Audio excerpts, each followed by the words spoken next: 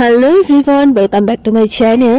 আজকে আমি পনিরের একটা রেসিপি দেখাবো। ফার্স্টেই পনিরটাকে ফ্রিজ থেকে বার করে একটু বাটিতে জলে ভিজিয়ে রেখেছি, যাতে মানে বরফটা যাতে একদম গলে যায় আর পনিরটা যাতে একদম নর্মাল চলে আসে, ঠিক আছে? তার জন্যে কিন্তু জলে আমি একটুখানি ভিজিয়ে রেখেছি। সো আমি চিলি পনির আজকে রান্না করব। তার জন্য কিচ্ছু লাগবে না, সিম্পলি একটু ক্যাপসিকাম, পেঁয়াজ, আদা, রসুন আর কাঁচা লঙ্কা থাকলেই হবে।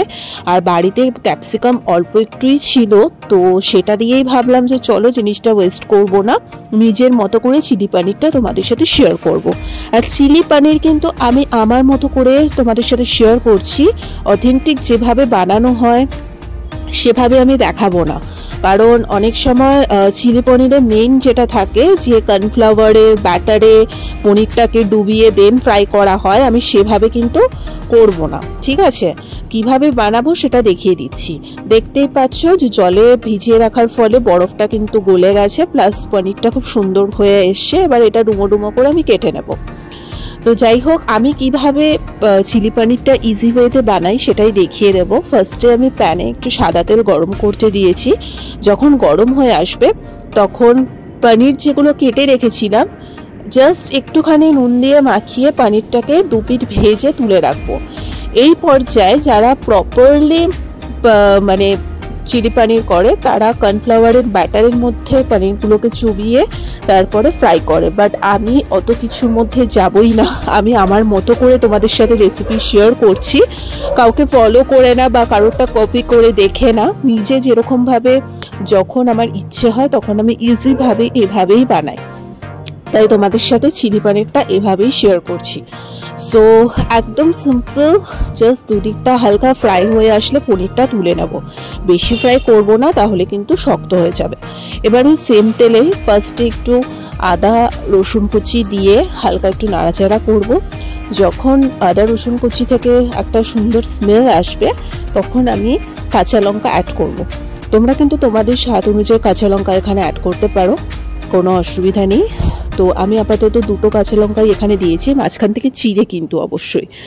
তো যাই হোক, তারপর একে একে ক্যাপসিকাম কুচি, পেঁয়াজ কুচি এগুলো দিয়ে জিনিসটাকে হালকা করে সটে করব। হালকা যখন একটু নরম হয়ে আসবে তখন একে একে সমস্ত সসগুলো এখানে দেব। তোমরা একটু একটু করে সবটা দেখতে থাকো।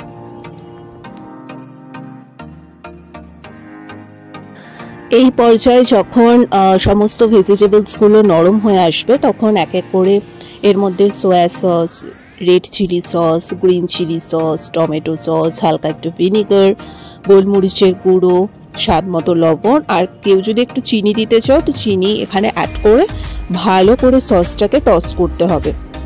তারপরে আমি লাস্টে কর্নফ্লাওয়ারের যে মিশ্রণটা হয়, কর্নফ্লাওয়ারের মধ্যে একটু জল গুলে একদম সেটা একদম শেষে আমি গিয়ে অ্যাড করব। তো তোমরা পুরোটাই দেখতে থাকো।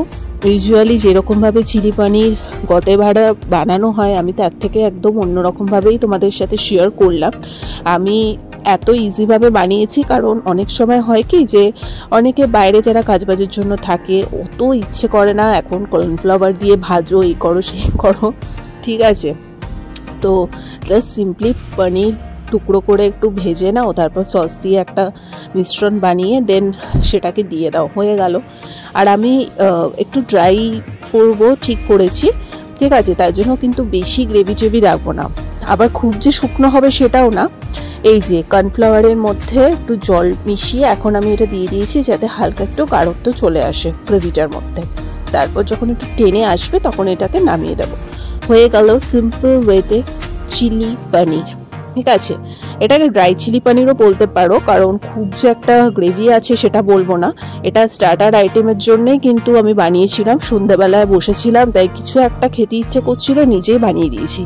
যদি ভিডিওটা ভালো লেগে থাকে তাহলে অবশ্যই ভিডিওটা লাইক কমেন্ট শেয়ার করে দিও, এবং তোমরা নিজেরাও বাড়িতে বানাও, নিজেরা খাও এবং অন্যদেরকেও বানিয়ে খাওয়াও। আশা করি তোমাদের এই রেসিপিটা ভালো লাগবে। চলো টাটা।